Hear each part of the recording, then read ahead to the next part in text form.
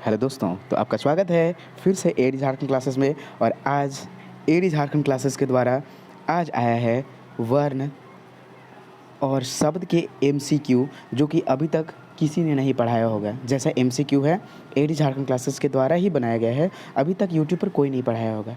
VVI है, इससे exam में क्वेश्चंस आते हैं और इससे पता चलता है कि इस टाइप के क्वेश्चंस आते हैं। इसलिए आप इस वीडियो को ध्यान से देखेंगे और चैनल को लाइक एंड सब्सक्राइब कीजिए। चलिए तब हम स्टार्ट करते हैं।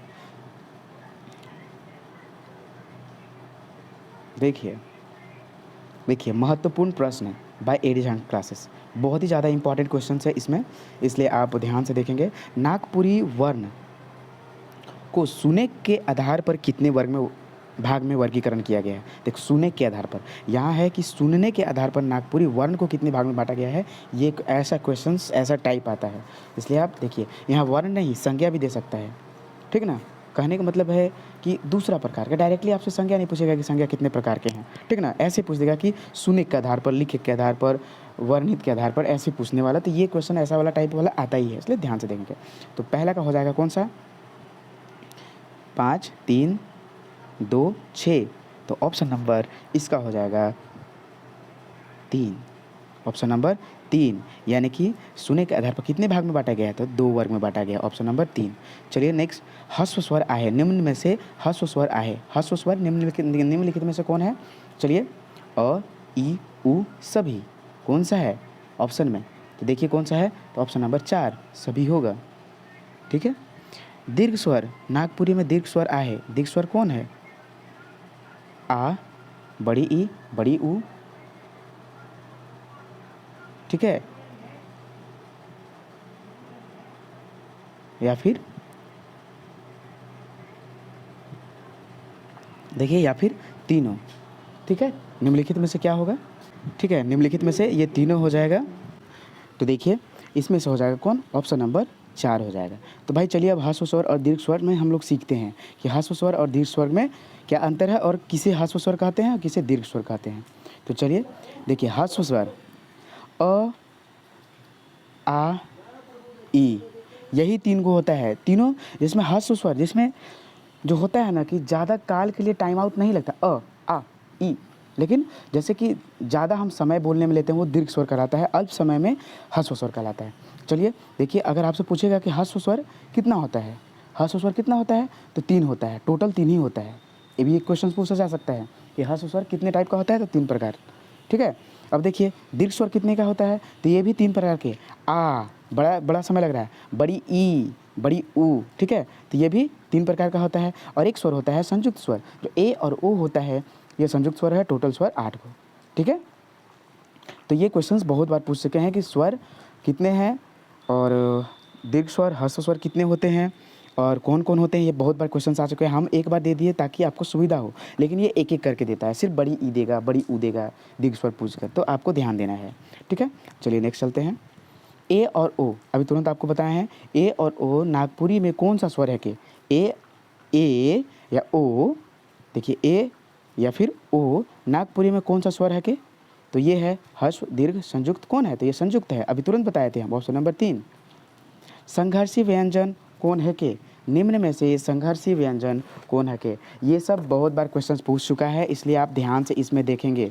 व्यंजन, वर्ण, यही सब है। ठीक है, तो संघर्षी व्यंजन कौन है के, निम्न में से, क्वेश्चन नंबर 5, स, प, म, कोई नहीं। तो संघर्षी व्यंजन मात्र एक ही गो है, कौन है, यही स भर है, बस स एक ही है। संघर्षी व्यंजन कितना है, एक ही है। आपसे क्वेश्चंस बहुत बार पूछा हुआ है ये क्वेश्चंस, और आपसे भी क्वेश्चन पूछ सकता है। अनुनासिक, नागपुरी में अनुनासिक व्यंजन कौन है, न, म, दोनों, या फिर कोई नहीं। तो इसमें से हो जाएगा आपका दोनों। अब इतना भाई बहुत बार क्वेश्चन पूछ सकता है, अगर आपसे पूछ देगा कि अंग कौन व्यंजन है के, या कौन व्यंजन है के, हाँ, तो कैसे आप बताइएगा। तो ये है अनुनासिक व्यंजन। देखिए स्वर का जितना भी स्वर, व्यंजन का जितना भी लास्ट वाला है ना, व्यंजन का जैसे अंग, या, मूर्धनी न, दंत न और म, ये पांचों है ना, क्या है, 1, 2, 3, 4, 5। ठीक है, पांचों क्या है, अनुनासिक व्यंजन है। तो आपसे ये भी क्वेश्चन पूछा जा सकता है कि अंग कौन सा व्यंजन है के, अनुनासिक व्यंजन का प्रकार कितना होता है। तो हम लोग तो जान गए भाई कि 5 गो होता है, अंग, इया, मूर्धनी न, दंत न, ऐसे वाला न, नल वाला, ठीक है, और एक होता है म। समझ में आ गया। लुंठित व्यंजन कौन है के, ये सब बहुत ही ज़्यादा इंपॉर्टेंट क्वेश्चन है, कोई नहीं अभी तक पढ़ाया होगा, ठीक ना। लुंठित व्यंजन कौन है के, निम्न में से प, स,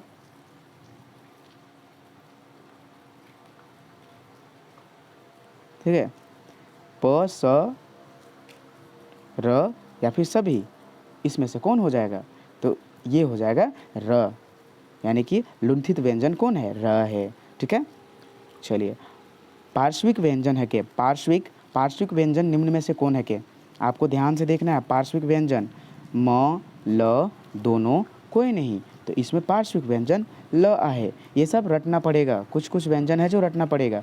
प्रयत्न के आधार पर व्यंजन कितने प्रकार के होता है, प्रयत्न के आधार पर, यहाँ प्रयत्न दिया गया है, प्रयत्न ऐसे होता है लेकिन टाइपिंग में दिक्कत हो रहा था, ठीक है, यहाँ आधा तो हो गया।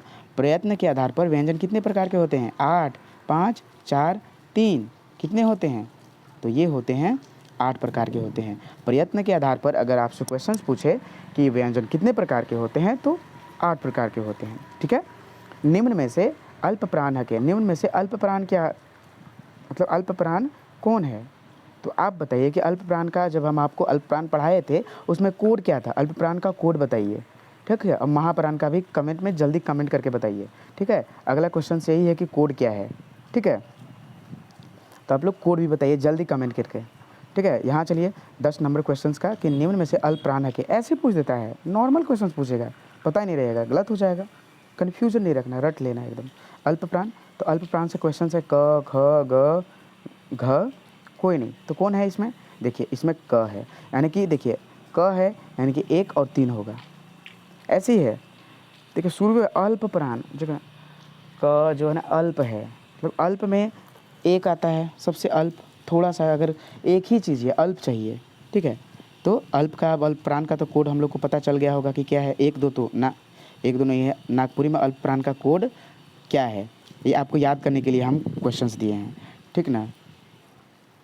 तो यहाँ देखिए अल्प प्राण 1 3 1 4 कोई नहीं, तो इसमें से कौन हो जाएगा, ऑप्शन नंबर 2 अल्प प्राण का जो कोड है 1 3 है। जैसे एग्जाम्पल में क्या हो जाएगा, क, च, ठीक है, पूरा टोटल का हम दे रहे हैं अल्प प्राण का, ट, त, प, ठीक है, इतना। और 3 नंबर देखिए क ख ग में 3 नंबर कौन आता है, तो ग आता है, च छ ज ज, ट ठ ड, त थ द, प फ ब, ठीक है। ये तीनों जो है, ये जो बस इतना ही अल्प प्राण है, ठीक है ना। इससे अच्छा है कि आप कोड याद कर ले एक दिन, इतना क्या याद कीजिएगा। इन द सेम वे अभी अल्प प्राण है के निम्न में से अभी तुरंत हम आपको बताए थे, देखिए 1 और 3 होता है, तो यहाँ ज है, देखिए यहाँ ज हो जाएगा, ऑप्शन नंबर ए 12 का। महाप्राण का कोड क्या है के, पहले ही हम आपसे क्वेश्चन पूछ दिया कि महाप्राण का कोड क्या है। तो जब अल्प प्राण का 1 से स्टार्ट होता है तो महाप्राण है, उसमें बहुत ज़्यादा प्राण है, तो एक एक मिलाकर बहुत ज़्यादा, एक एक मिलाकर कितना होता है, 2 होता है। तो देखिए ट्रिक है, 1 2 2 4, हाँ ये है ऑप्शन नंबर, एक एक मिलाकर कितना होता है 2, या स्टार्ट से याद कीजिएगा, यानी यहाँ ख से हो जाएगा, यानी ऑप्शन नंबर 2 4, ऑप्शन नंबर 2 का 2 4 महाप्राण का कोड है 2 4, महाप्राण कोड 2 4। अब भाई इसका एग्जाम्पल कैसे देखेंगे, देख लीजिए, जैसे क ख ग में आता है ना, तो क ख ग में दूसरा नंबर कौन आता है, ख आता है, और च छ ज में च छ छ आता है, फिर ट ठ दूसरा नंबर ठ आता है, ठीक है, फिर प फ फो आता है, त थ थ, देखिए इतना हो गया। अब देखिए चौथा नंबर में कौन आता है, चौथा नंबर में थोड़ा सा पेन का हम कलर बदल देते हैं ताकि आपको सहायता हो। चौथा नंबर में क ख ग घ हो गया, यहाँ च छ ज झ, यहाँ झ हो गया, ट ठ ड ढ ढ, ठीक है, त थ द ध ध हो गया चौथा नंबर पे, और लास्ट है प फ ब भ, तो यहाँ हो जाएगा भ। समझ में आया आपको, तो यही सब इतना है, लेकिन इससे ये याद करने से अच्छा है कि आप कोड याद कर लें, हाँ कोड याद कर लें साथ ही।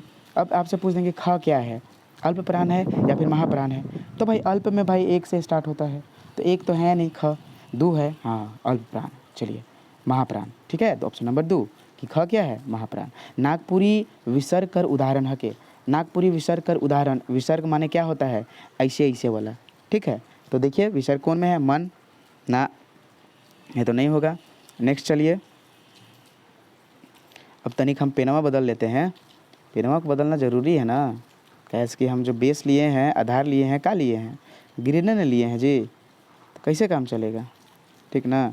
देखिए अतः दुख या फिर 2 या 3, तो ऑप्शन नंबर 4 हो जाएगा कि विसर्ग कर उदाहरण अतः में ये भी लिखा हुआ है और दुख में भी ये लिखा हुआ है, तो दोनों क्या चीज़ का उदाहरण, विसर्ग का उदाहरण है, ठीक है। नागपुरी भाषा से संबंधित कितने प्रकार के शब्द होते हैं, नागपुरी भाषा संबंधित, नागपुरी भाषा संबंधित शब्द, यह भाषा से संबंधित है, देख लीजिएगा शब्द कितने प्रकार के होते हैं, भाषा से संबंधित, बहुत बार क्वेश्चंस पूछे जा चुके हैं, VVI क्वेश्चंस इंपॉर्टेंट क्वेश्चंस है, ठीक है, इसलिए ध्यान से देखेंगे। तो ये ऑप्शन नंबर कौन हो जाएगा, 5, 6, 8, 4, यानी कि इसमें से कौन होगा, ऑप्शन नंबर 4 का, देखिए 4 हो जाएगा आंसर, आंसर क्या होगा 4, यानी कि नागपुरी भाषा से संबंधित जो शब्द के प्रकार हैं 4 भाग में बांटे गए हैं। स्रोत के आधार पर शब्द कितने प्रकार के होते हैं, स्रोत के आधार पर शब्द कितने प्रकार के होते हैं, ये सब बहुत इंपॉर्टेंट क्वेश्चंस है, एकदम इम्पॉर्टेंट, IMP, कोई नहीं रोकेगा ये सब को आने से, बहुत ही। स्रोत के आधार पर शब्द कितने प्रकार के होते हैं, स्रोत के आधार पर, तो आप बताइएगा,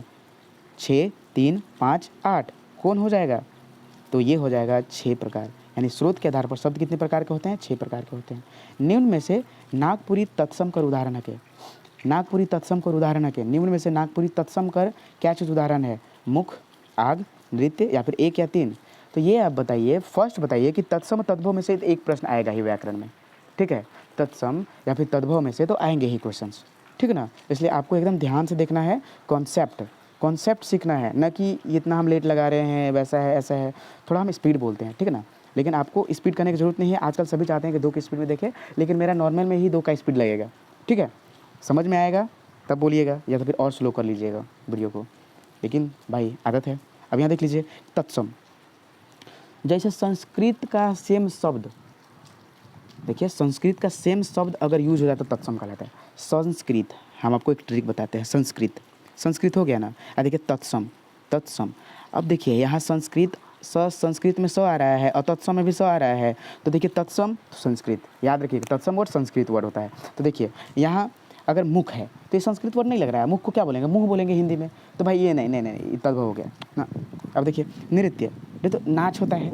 आग, चलो आग तो नॉर्मल है, ठीक ना, नहीं तो अग्नि होता तभी तत्सम होता, लेकिन यहाँ 1 और 3 क्या है, ऑप्शन नंबर 4, 1 और 3 क्या चीज़ है, 1 और 3 तत्सम है। तत्सम में स आ रहा है, संस्कृत वर्ड होगा, संस्कृत में भी स आता है, तत्सम में भी स आ रहा है, तो आपको क्या समझना है कि तत्सम वाला संस्कृत जैसा वर्ड यूज होता है सभी में, नागपुरी व्याकरण या हिंदी व्याकरण में, ठीक है। अब चलिए तद्भव के बारे में हम लोग पढ़ते हैं, इसका भी ट्रिक हम बता देते हैं।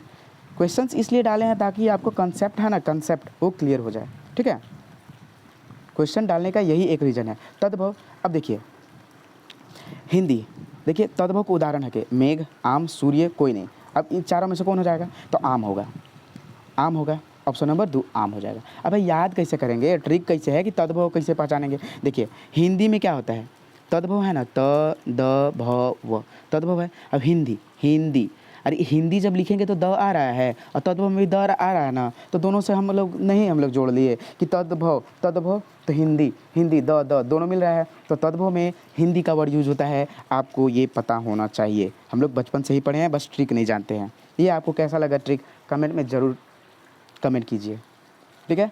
पुत्र, निम्न में से क्या है, तत्सम तद्भव दोनों कोई नहीं, तो ये है पुत्र। अगर रहता, देखिए अगर यही रहता तो बेटा होता वगैरह वगैरह, लेकिन यहाँ पुत्र है यानी कि संस्कृत वर्ड है, स से संस्कृत, स से तत्सम में भी स आ रहा है, संस्कृत में भी स आ रहा है, समझ में आ रहा है कि नहीं, यस, तो यहाँ हो जाएगा ऑप्शन नंबर ए तत्सम, ठीक है। चलिए नेक्स्ट, अर्ध तत्सम कर उदाहरण है कि अर्ध तत्सम, देखिए हम यहाँ अर्ध तत्सम सब एक क्वेश्चंस को बहुत ही ज़्यादा हम बाई ट्रिकी से लिए हैं, ठीक है ना। अर्ध तत्सम किसे कहते हैं, अर्ध तत्सम कर उदाहरण है कि, अर्ध तत्सम कर उदाहरण है कि, ठीक है, तो निम्न वंश, धर्म, 1 या 3, अब बताइए कि क्या चीज़ है, अर्ध तत्सम कर उदाहरण कौन है, तो यहाँ आपको ध्यान देना है कि अर्ध तत्सम किसको कहा जाता है। ये हम लोग पढ़े हैं ना कि जो मतलब कि तत्सम और नागपुरी के बीच का जो वर्ड होता है ना उसको अर्ध तत्सम कहते हैं। मतलब संस्कृत और नागपुरी का बीच का जो वर्ड होता है उसको क्या बोलते हैं, अर्ध तत्सम। जैसे देख लीजिए, जैसे कि व है सो ब बन जाता है और र है सो ल बन जाता है, दैट्स द अर्ध तत्सम। जैसे कि यहाँ वंश है तो अर्ध तत्सम वर्ड क्या होगा, वंश का व के जगह पर वंश हो जाएगा और तलाबी स के जगह पर स हो जाएगा। दैट्स द अर्ध तत्सम। जो नागपुरी शब्द जो है, जो संस्कृत शब्द है नागपुरी के बीच जो मतलब बदल के हो जाता है ना, वो कहलाता है अर्ध तत्सम। शायद मेरा बात समझ चुके हैं होंगे। जैसे यहाँ होता है यह धर्म है तो इसका अगर अर्ध तत्सम पूछता है तो क्या होता है, धर्म, ऐसे हो जाता है अर्ध तत्सम। समझ में आ रहा है ना। तो यहाँ कौन सा हो जाएगा, ऑप्शन नंबर 2। ऑप्शन नंबर 2 अर्ध तत्सम है। देखिए वंश को हम लोग वंश में लिखे हैं। समझ में आया कि नहीं। व्युत्पत्ति के आधार पर शब्द कितना भाग में वर्गीकरण किया गया है। व्युत्पत्ति के आधार पर आपको ध्यान रहे, आपका यहाँ ध्यान केंद्रित रहे, आप स्किप वीडियो ना कीजिएगा। व्युत्पत्ति के आधार पर कितना भाग में वर्गीकरण किया गया है, क्या चीज़, शब्द। व्युत्पन्न के आधार पर शब्द कितने प्रकार के होते हैं ये आप पूछा है, तो भाई बता दीजिए कितने प्रकार के होते हैं। तो 22 का हो जाएगा क्या, 2 प्रकार में भागा है, नहीं 3, नहीं कौन सा, 5, 6, चारों में से कौन है, तो ये है ऑप्शन नंबर 2। ऑप्शन नंबर 2 यानी कि तीसरा, यानी व्युत्पत्ति के आधार पर शब्द को 3 भाग में बांटा गया है। कितना भाग में, 3 भाग में। समझ में आया। चलिए नेक्स्ट क्वेश्चन की ओर चलते हैं हम लोग।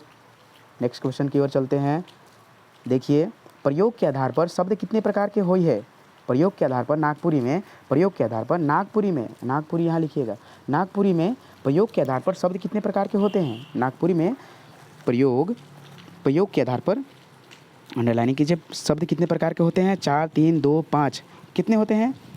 तो ऑप्शन नंबर 23 का हो जाएगा 3, यानी कि देखिए ऑप्शन नंबर 3 का 2 है तो यहाँ हो जाएगा प्रयोग के आधार पर शब्द को 2 भाग में बांटा गया है। प्रयोग के आधार पर शब्द को कितने भाग में, व्युत्पत्ति के आधार पर शब्द को कितने भाग में बांटा गया है, कमेंट सेक्शन में कमेंट कीजिए, ऊपर ही तुरंत बताए हैं अभी। चलिए नेक्स्ट क्वेश्चन। अर्थ के आधार पर शब्द को कितने भाग में बांटा गया है। अर्थ के आधार पर, यहाँ अर्थ है याद रहे, व्युत्पत्ति और दूसरा में क्या था, दूसरा में प्रयोग, तीसरा में शब्द को अर्थ के आधार पर कितने भाग में बांटा गया है, 4, 5, 6, 8 कितने भाग में बांटा गया है, तो ये 6 भाग में बांटा गया है। कितने भाग में, ऑप्शन नंबर 3 6 भाग में बांटा गया है, 6 भाग। चलिए ये भी आप आई थिंक क्लियर हो गया होगा। नेक्स्ट, वाक्य के कितने भेद हुई है। वाक्य के कितना भेद होता है, आप बताइए, वाक्य के कितना भेद होता है।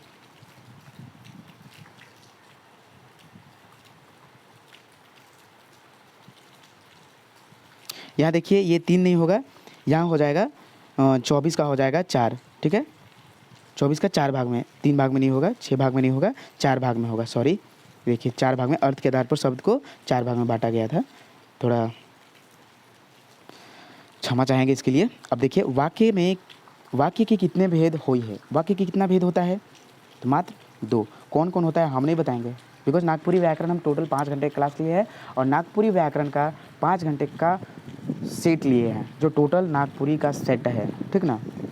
इसलिए हम आपको बताते हैं, आप बोलते हैं सेट लाइए सर, सेट लाइए। ऑलरेडी 5 घंटे का ऑलरेडी क्लास डाला हुआ है सेट का, उसको देखिए, काहे इधर उधर ढूंढते हैं, दूसरा कोई थोड़ी मिल जाएगा। आराम से पढ़िए, पढ़ने पर ध्यान दीजिए, ठीक ना। चलिए, रचना के आधार पर वाक्य के कितने उपभेद होते हैं। वाक्य के रचना के आधार, यहाँ रचना जी है, रचना जी, वाक्य के कितने उपभेद होते हैं, उपभेद है यहाँ 2, 3, 6, 5, तो कितना होता है, 26 का हो जाएगा, यानी कि दूसरा, यानी कि 3। रचना के आधार पर वाक्य के उपभेद 3 होते हैं। अर्थ के आधार पर वाक्य के कितना भेद होला।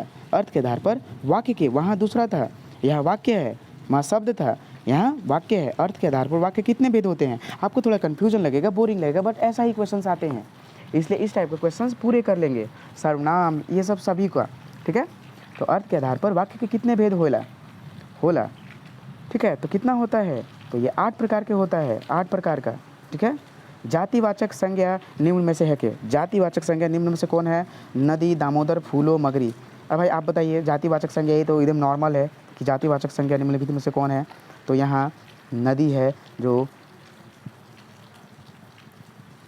नदी पूरा कोई एक नहीं दिखाया है कि दामोदर नदी, स्वर्ण नदी कोई एक का नहीं है, व्यक्तिवाचक नहीं है, सिर्फ ये नदी यानी कि टोटल, ठीक है। टोटल नदी जात का ये अधिक किया है, इसलिए ये जातिवाचक संज्ञा है। द्रव्यवाचक संज्ञा है कि निम्नलिखित में से माटी, किसान, मोबाइल या फिर लास्ट कोई नहीं। कोई नहीं तो क्या है, तो इसका आंसर हो जाएगा माटी, ऑप्शन नंबर 1, ऑप्शन नंबर 1, ठीक है, माटी। चलिए नेक्स्ट क्वेश्चंस, बहुत ही ज़्यादा इम्पॉर्टेंट है, लॉजिक वाइज है। ओके, नागपुरी भाषा में सर्वनाम कर कितना भेद आहे? नागपुरी भाषा में सर्वनाम पूछ रहा है नागपुरी भाषा में सर्वनाम कर कितना भेद आहे? कितना भेद है?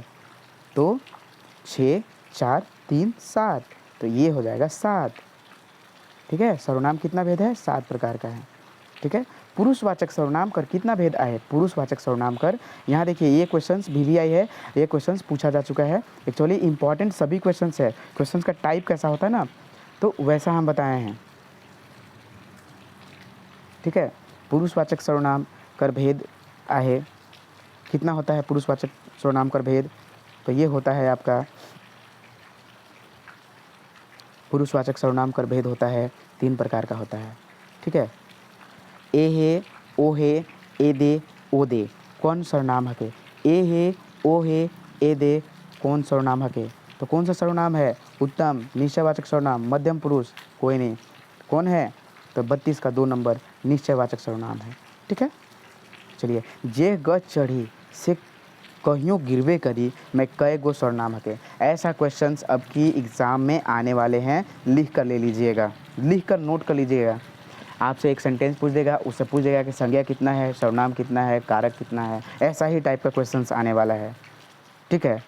तो इसमें जे गज चढ़ी यानी कि देखिए कै गो सर्वनाम है, तो देखिए ये संबंधवाचक सर्वनाम है जे और से, देखिए जे और से यानी कि ऑप्शन नंबर 2 गो है।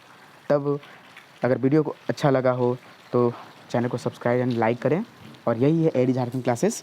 और हाँ, नागपुरी का टोटल क्लास इसमें कराया गया है, और सबका ये क्लास है, मैराथन क्लास है, नागपुरी लोक साहित्य सबसे फेमस क्लास है, और MCQ और बनकेवरा भाग 1 ये सब कीजिएगा। सिर्फ नागपुरी लोक साहित्य सर्च कीजिए, एडी झारखंड क्लासेस द्वारा जो लिया गया क्लास है वो आ जाएगा भगवान की कृपा से, और आप लोग की कृपा से जो है 4K उसका व्यू जाने वाला है, ठीक है। तो आप लोग और देखिए और वीडियो कीजिए, और चैनल को सब्सक्राइब, और सभी आप लोग पर थोड़ा सा कमेंट आता है तो अच्छा लगता है। और ये MCQ कैसा लगा, इसमें बहुत सारा टाइप क्वेश्चंस का था, इसलिए लाए थे, बिकॉज पता नहीं होता है ना, कन्फ्यूजन होता है, ठीक है। धन्यवाद वॉचिंग फॉर दिस क्लास।